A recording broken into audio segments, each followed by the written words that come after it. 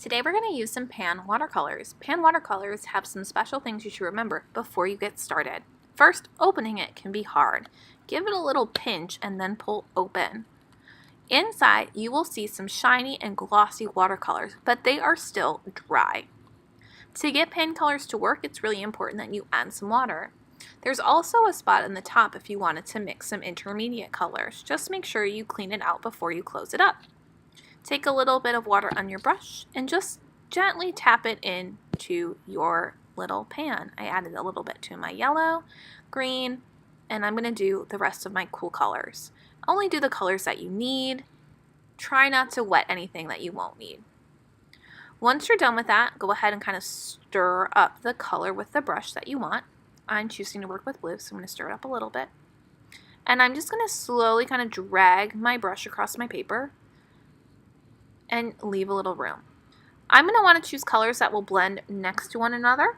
So I'm working with blue and violet. They're next to each other on the color wheel. And I'm just kind of making long diagonal zigzag lines.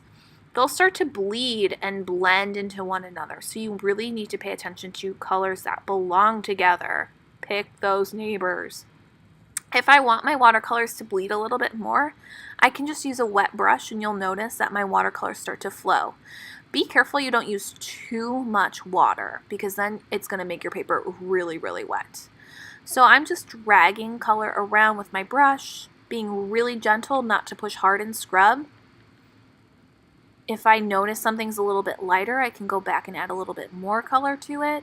Blue-green is a great color, so I'm adding a little bit of green and turquoise color. And I'm just filling up my sky with those colors. Remember to be gentle, remember to control your water amount. If it's too dark, like my purple is, add a little bit of water to it, and it will lighten things up a little bit and help them blend.